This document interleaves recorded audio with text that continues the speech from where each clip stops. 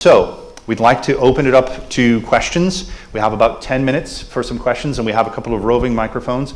So if you have a question for any member of the panel, I mean, we've done this differently, obviously, but think of us now as a panel with microphones in front of us, so we've just given you our presentation. So questions from the panel, let us know who you want to ask the question of, and what's the question. Hands?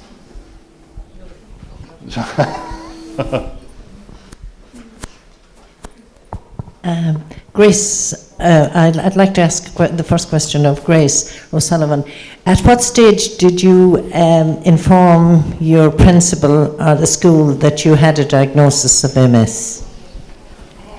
Here. I actually, because I suppose MS kind of came into my workplace, and that's how I was diagnosed. I was teaching senior infants one day, and my speech was very, very slurred.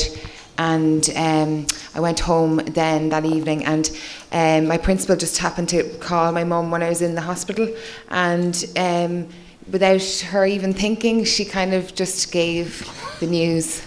So I was outed as such without me getting the chance to actually ever sit down and have to do the disclosure thing, I suppose, officially.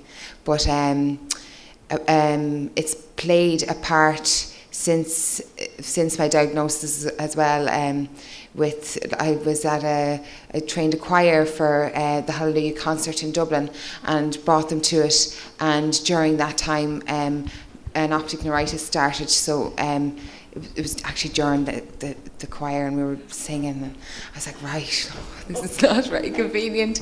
And so it was, it kind of has played its own little part in ways, but I've tried to keep it, like that day I didn't say anything to the principal or the teachers that I travelled with. I literally got home, I just knew myself, drove myself home that evening. I just knew that I'd need to, go and get steroids again.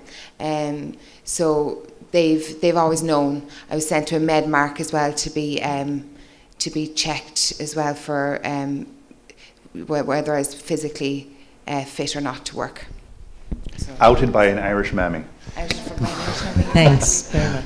Another question. Tara's got a question in the back.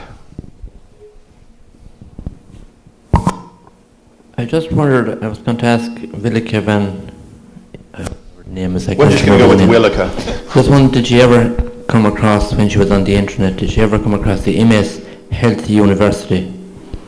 It's a No. thing in America. Dr. Rudy Cartwright and his son Scott.